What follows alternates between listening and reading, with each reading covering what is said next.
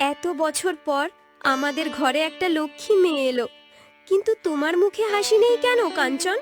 মেয়েটাকে কোলে পর্যন্ত নিলে না, সে বিছানায় পড়ে কান্নাকাটি করলো, তুমি একবার দেখতেও আসলে না। হাসবো কি করে? এমনিতেই তো আমাদের অভাবের সংসার, দিন আনে দিন খাই, দিনে খাবার খেলে রাতে আবার পরের বেলার চিন্তা করতে হয়। তার মধ্যে এখন আরও একটি নতুন মুখের জন্য খাবারের জোগান কিভাবে দেব আমি? এই কন্যা বড় হয়ে কি আর আমাদের ভরণ পোষণ করতে পারবে? এ কেমন কথা বলছো? এ তো আমাদেরই রক্ত। আমাদের ঘরে এত বছর পর একটি সন্তান জন্মালো, তাকে তুমি কিভাবে অন্য কাউকে দেওয়ার কথা ভাবছো? আমি কিছুতেই দেব না। কোনো কথা না বলে এক প্রকার জোর করেই বিছানা থেকে বাচ্চাটিকে তুলে নেয়। তার চোখে শূন্যতা। কাঞ্চন দ্রুত ঘর থেকে বের হয়ে যায়। মালতী কান্নার দমকে ভেঙে পড়ে। মন্দিরের সিঁড়ির কোণে একটি কাপড়ের পুঁটলিতে মোড়া শিশুটি মৃদু স্বরে কাঁদছে। কাঞ্চন তাকে রেখে দ্রুত পায়ে ফিরে যাচ্ছে, তার মুখ পাথরের মতো কঠিন। কিছুক্ষণ পর শঙ্কর তাঁতি তার হাতে বোনা শাড়ির গাঁটটি নিয়ে মন্দিরের পাশ দিয়ে হেঁটে যাচ্ছে। এ কি? এ কার কান্নার আওয়াজ এত ভোরে? শঙ্কর মন্দিরের ভেতরে প্রবেশ করে শিশুটিকে দেখতে পায়। সে কিছুক্ষণ আশেপাশে তাকিয়ে দেখে কেউ আসে কিনা।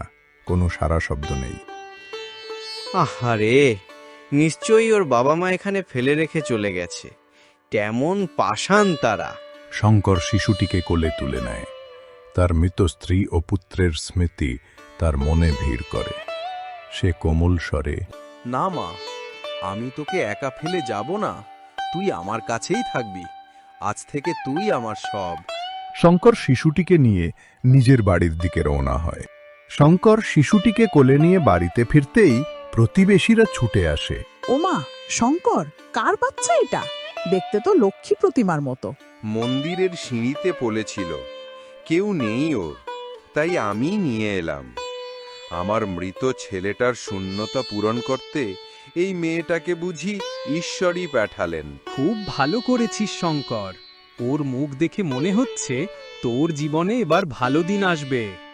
আমার স্ত্রী আর ছেলে মারা যাবার পর এই মেয়েকে পেয়েই তো সবচেয়ে আনন্দের দিনগুলো কাটছে। তাই এর নাম দিলাম শুভ জয়া। শুভ হোক আর জীবনে জয় আনুক আমার মেয়ে। শুভজয়া এখন একজন যুবতী। সে তাতে বসে মনোযোগ দিয়ে শাড়ি বুনছে। শঙ্করের বয়স বেড়েছে। তিনি পাশে বসে সুতো পেঁচানোর কাজে সহযোগিতা করছেন। পাশের বাড়ি থেকে একদল লোক শাড়ি কিনতে এসেছে। মা, শুভজয়া, তোমার হাতের কাজ সত্যিই জাদু জানে। এমন সুন্দর নকশা আর মানসম্মত শাড়ি আর কোথাও পাই না। তোমার নাম তো গ্রাম ছাড়িয়ে আশেপাশের সব জায়গায় ছড়িয়ে গেছে। আপনাদের আশীর্বাদ কাকু, বাবার কাছ থেকে শিখেছি। মা, তুই আজ কত বড় একজন ব্যবসায়ী হয়ে উঠেছিস। তোর হাতে সত্যিই জাদু আছে। একসময় আমি বাড়ি বাড়ি ঘুরে শাড়ি বিক্রি করতাম, আর এখন দেখ, ঘরে বসেই দূর দূরান্ত থেকে মানুষজন তোর কাছে ছুটে আসে। আমাদের গরিব শঙ্কর তাঁতির অবস্থা এখন আস্তে আস্তে ভালো হচ্ছে। আমার আর বাইরে যাওয়া লাগে না। এসব তোমার শেখানো বাবা। আমার জন্য তুমিই তো আসল শুভ। আর আমি জানি আমি তোমার আসল মেয়ে নই।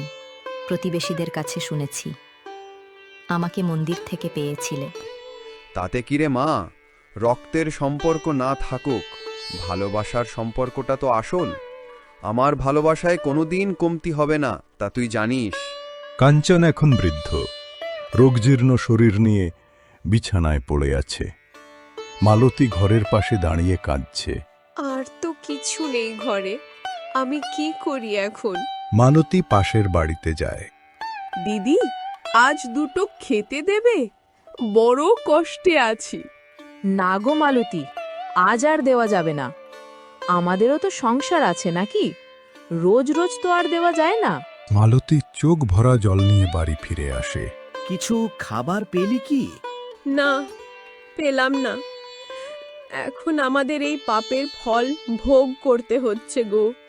আমাদের নয় মালতী, শুধু আমার পাপের ফল, যা এখন তোমাকেও ভোগ করতে হচ্ছে।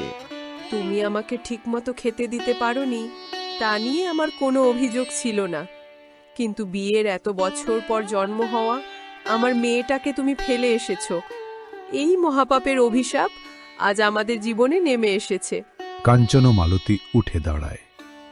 দুর্বল পায়ে তারা বাড়ির বাইরে হাঁটে। কাঞ্চন ও মালতী বাড়ি বাড়ি খাবারের জন্য ঘুরছে, কিন্তু কোথাও খাবার পাচ্ছে না। অবশেষে হাঁটতে হাঁটতে তারা এক মন্দিরের কাছে এসে বসে। মালতী, আজ একটি সত্যি কথা বলি, যা তোমার থেকে এতদিন লুকিয়েছিলাম। আমাদের মেয়েকে আমি কারোর হাতে তুলে দেইনি, আমি তাকে এই মন্দিরেই রেখে গিয়েছিলাম। কি বললে? এই মন্দিরে? তুমি এ কি করলে? তুমি আমার মেয়েকে ফেলে এলে? তুমি এটা কিভাবে পারলে? তোমার ভুলের কারণেই আজ আমাদের এই দশা। আমার মেয়েটা কি বেঁচে আছে নাকি মরে গেছে, কিভাবে বুঝবো এখন? তারা দুজন মন্দিরের সিঁড়িতে বসে কান্নাকাটি করছে। শুভজয়া শঙ্করের সামনে দাঁড়িয়ে, তার চোখে এক নতুন স্বপ্ন। বাবা, আমি এবার শহরে যাব। শহরে কেন মা? আমি চাই আমাদের কাপড়ের ব্যবসা আরও বড় হোক। আমি শহরে গিয়ে সেখানকার বড় বড় ব্যবসায়ীদের সঙ্গে যোগাযোগ করব। আমার তৈরি শাড়িগুলো এবার শহরেও পাঠিয়ে দেব। যা মা, তোর জন্য আমার আশীর্বাদ রইল। যা, জয়ী হয়ে ফিরে আসিস। শহরের উদ্দেশ্যে রওনা হল। পথেই পড়ল সেই মন্দির যেখানে কাঞ্চন ও মালতী বসে আছে। শুভজয়া জানে না এরাই তার জন্মদাতা পিতামাতা। আপনারা কারা? এভাবে মন্দিরের পাশে বসে আছেন কেন? আমরা গরিব মা, পেটে ভাত নেই, তাই একটু খাবারের আশায় এখানে এসে বসেছি। আপনারা আমার বাড়িতে আসুন, বাড়িতে গেলে খাবার পেয়ে যাবেন। কাঞ্চন ও মালতী আনন্দে ও বিস্ময়ে একে অপরের দিকে তাকায়।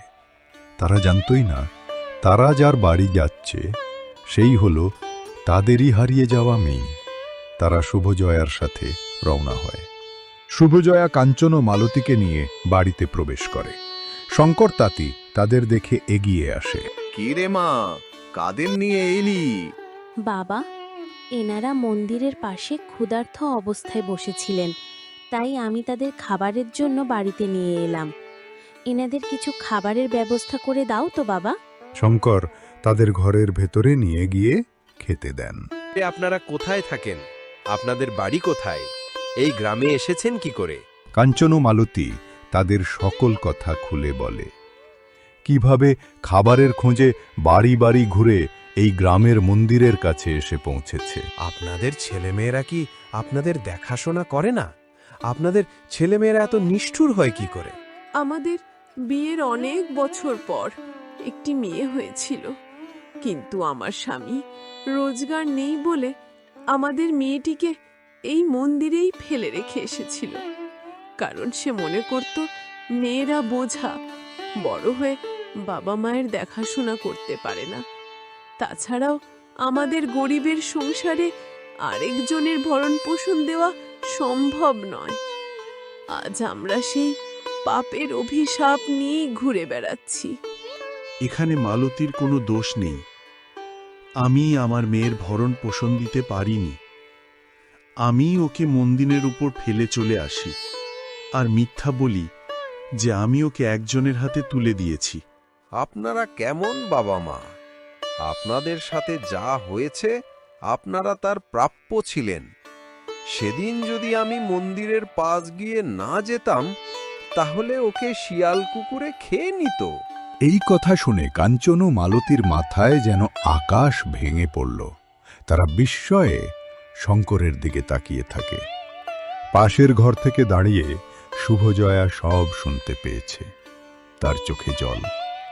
সে দ্রুত ঘর থেকে বাইরে বেরিয়ে যায়। কাঞ্চন ও মালতী ঘর থেকে বের হয়ে দেখে শুভজয়া উঠোনে বসে নীরবে কান্না করছে। মালতী তার পিছে গিয়ে হাত জোড় করে দাঁড়ায়। মা, আমরা তোর সাথে যা করেছি তা ক্ষমার যোগ্য নয়। পারলে আমাদের মাফ করে দিস মা। এই বলে মালতী এবং কাঞ্চন দুজনেই মাথা নিচু করে হেঁটে চলে যেতে শুরু করল।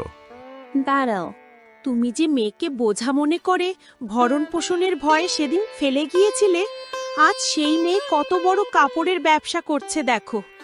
তুমি তোমার পিতার ধর্ম পালন করনি, কিন্তু আমি আমার মেয়ের ধর্ম পালন করব। আজ থেকে তোমরা আমার এই বাড়িতেই থাকবে, তোমাদের আর কোথাও যেতে হবে না। কাঞ্চন ও মালতী অপরাধী ও কৃতজ্ঞ দৃষ্টিতে মেয়ের দিকে তাকায়। তাদের চোখে জল। শঙ্কর তাঁতি পাশে চুপ করে দাঁড়িয়েছিলেন। আর তুমি আমার বাবা। তোমাকে আমি সারা জীবন বাবা হিসেবেই দেখে এসেছি, আর সব সময় তোমার দেখাশোনা আমিই করব।